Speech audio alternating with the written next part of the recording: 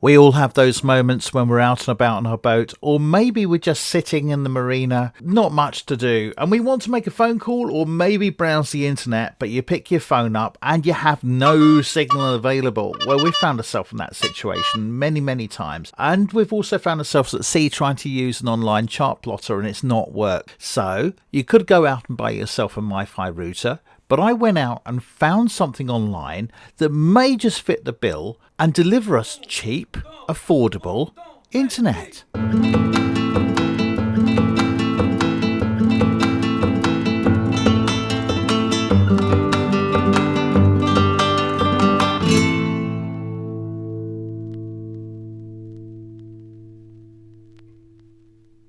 I started this journey by understanding exactly what the boat needed: internet access, make phone calls using a digital provider, and also feed digital services such as maps, trackers, and I found this product. It normally sells for around £450, but it's recently been superseded by a 5G device, and this is being sold quite widely at between £230 and £280, just about half the retail price. Coupled with the fact that you can get a 5G SIM with 40 gigs of data, which lasts for 6 months, although this device only works at 3 and 4G, it's just a bargain. And I thought, well, if I get one of these, what's the worst that can happen? I also wanted to have a look at see how we could mount it most efficiently, and so the journey began. I ordered the device, it was delivered just a few days later, it was brand new in the box exactly as described, and I set about installing the SIM card and setting it up on board. 40 gigabytes per month, every month for 6 months, and then it goes into a rolling contract. But you can just throw it away, get another one, and so that is what's going to power this. Now the idea is with this, what I'm going to do is to put 2 terminals on the end here. This will ultimately go on top of the mast. It needs to be above everything else, so it's going to go through an extension. So I need to run a cable, and that's what this is, from a 12-volt supply, and that'll come up through this mount, and then I'll fill that mount up literally with mastic inside. So the only thing that will be left over is the terminals to plug into this, which will then go to the bottom of this extension. So altogether, there's the router, there's the mast mount. That should place that somewhere around about 14 inches above the height of the radar arch, and it should mean that this is relatively unencumbered as a signal. It's a 4G router, it's actually a mobile phone in disguise, and hopefully it'll give us 4G signal on board. Okay, to open the SIM drawer, in here there is a very small hole, and you need a SIM card opener or something very small to push that, and that'll pop the tray open. So let me find something very small to do that. And being a very typical boaty person, it's going to be something that isn't a SIM card opening tool. It's going to be something completely different, and today it's going to be a small screwdriver. Let's see if that'll open it up. I want to be really gentle with this though, because I don't really want to force it. There we go, that's got it. And there's the SIM tray there. Surprisingly, it will take a full-size SIM. So the SIM tray here takes a full-size SIM.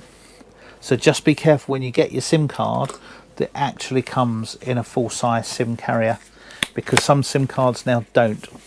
I'm pretty confident this one does, because I've had these SIM cards previously. So I want to pop out the large SIM there really, and then that'll be good to go. This is actually a 5G SIM, which will work on 4G and 3G as well. So being a 4G router, it will only work to 4G, but this will work in a 5G device should you put it in a 5G device. So these work really well, these SIMs. Let's get that in there.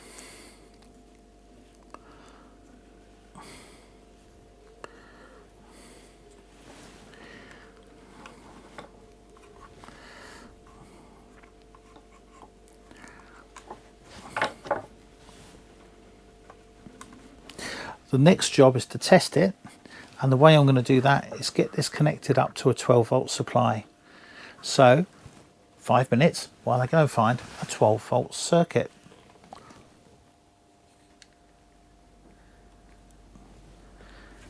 So you install the app here by following the QR code on there, and it does install well.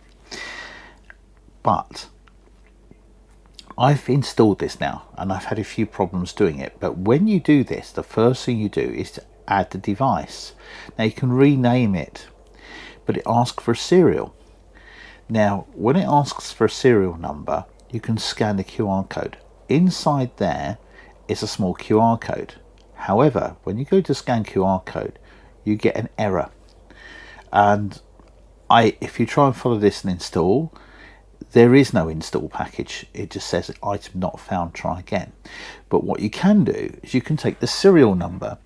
Now for convenience, what they do is they put the serial number on the back of the instructions.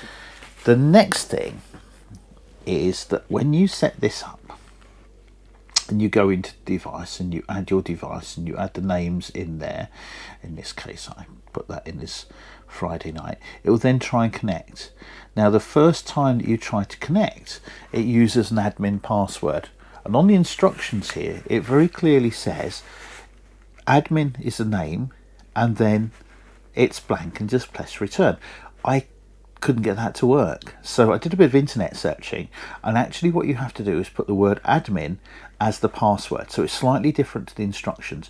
And once you get that done, you can get in and you can set that up. And what we've done is exactly that. I've got in, I've gone through the instructions, I've changed the name of the network to the name of the boat, and I've set a password for it, and I've also changed the admin password. Don't worry if you get this all wrong, because inside the device there's a small reset, and if you hold that down it resets the device completely. So I was just playing around with this and it works really well. I was getting on Wi-Fi, well, put it this way, I can't get a signal here on my phone. I can barely get the Wi-Fi for the marina. It will amplify the marina Wi-Fi perfectly, but I was getting 4G with 4 bars, so it works a lot better than my phone does. So the next job really is, I'm very happy that it's working. I've tested it, I've got a temporary supply on it. The next job is to get it sorted out and fitted on the roof. But it's a rainy day out there, so this is going to be quite an unpleasant job today.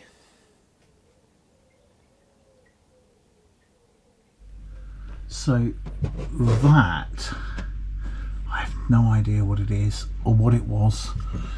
It was some form of antenna that hacked a big hole in the roof. I'm just wondering if I could take that off.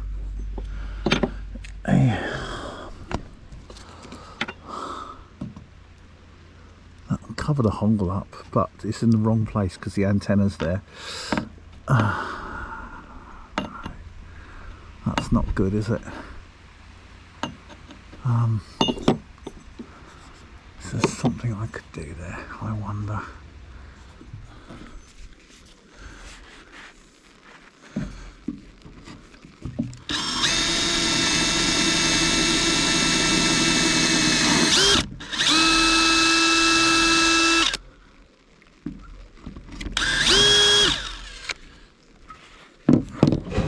There's the pilot hole there, so this hopefully might not be as big a hole as I thought it was.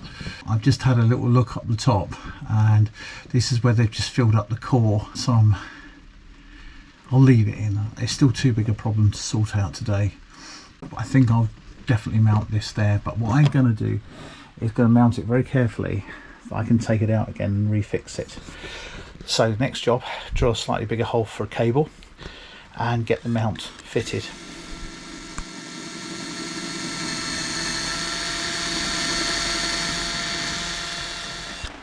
Just a very quick piece here. I've crimped this extension, this cable onto the router down there, And what I'm going to do is going to take that, and then I'm going to feed this into the long tube and actually put some Sikaflex sealant in there as well, so this joint here stays absolutely watertight.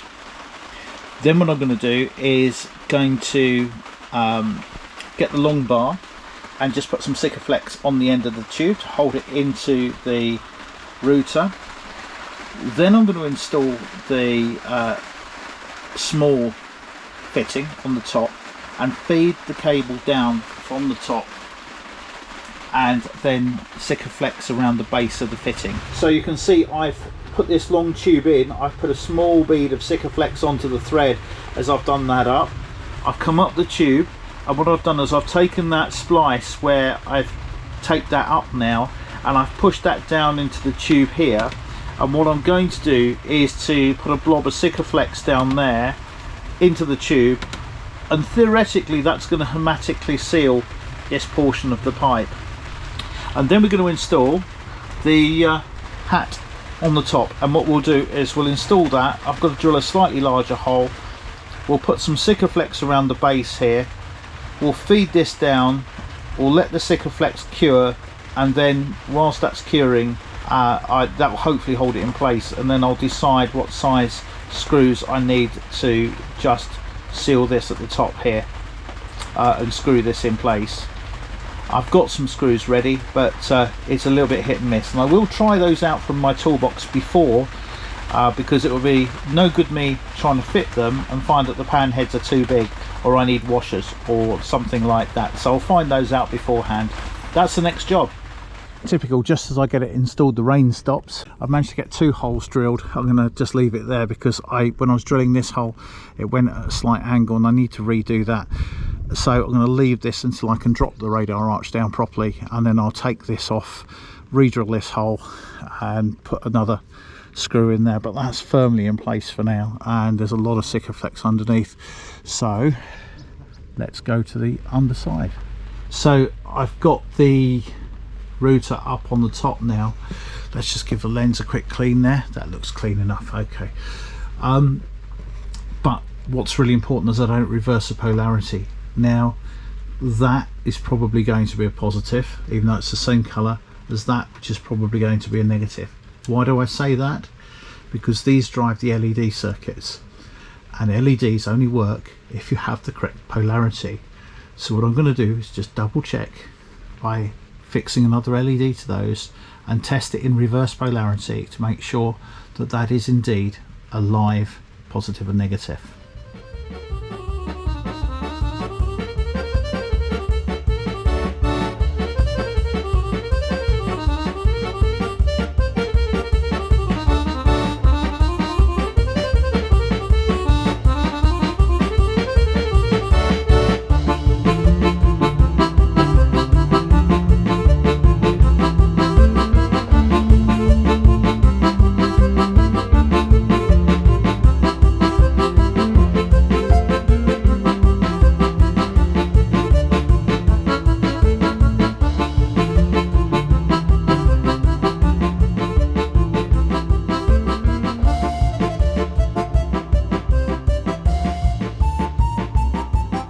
I installed this yesterday and it was really raining hard, and what a difference. A completely blue sky, the moon in the background, and our new internet Wi-Fi router.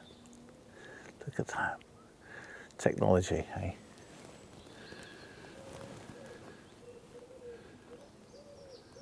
So there it is. That's going to be a wrap for today. The router is great. I can view 4K videos on board.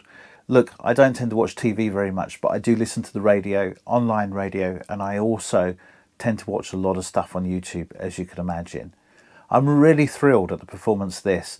I've gone from a telephone, which I may get a signal one day, I may not the next, and I certainly couldn't watch any sort of videos without stuttering or the machine just stopping on me. So if you remember, I also, when I went to Wales, used a digital plotter, which was using an online mapping system, and it was a bit stuttery. This is going to improve that. So it's taking us one step forward towards having a digital yacht. or digital boat. Careful there, there's a brand name in there somewhere.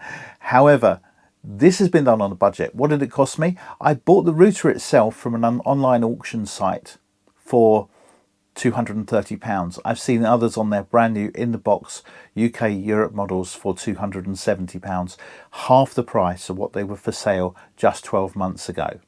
The reason being that 5G routers are now coming into the market and they're the preferential things that need to be sold, but 4G works just fine. And whilst the legacy network of 4 and 3G is switched on, this is going to be a great device for us. The SIM cards cost me £24 and that gives me 6 months worth of data. The SIM card itself is fantastic, 40 gigabytes per month, which can be rolled over into the next month if you don't use it. Unlimited text, unlimited calls, and then after 6 months it goes into a price plan, or you just simply go and get another SIM. There's plenty on the internet, you've just got to look and find them. The third thing was the extension. Now the mast mount cost me around about £23 and the extension was another £20 or so. So all in all, with the cable and installed, I've got online internet on this boat for around about £300. That's very, very cheap. As I said, my neighbour's got PepWave. If you want to look at PepWave, you have a look at some big, big prices, well into 4 figures. This will do for me, this will do for us, and this is a fantastic product. I'm already thrilled and I'm stoked about how we're going to use it going forward. Thanks very much for watching us again on this episode. Join us again soon. We've got some more upgrades and especially some more upgrades with our electronics. And this may be why we needed some slightly better internet. Take care. See you soon. Next time.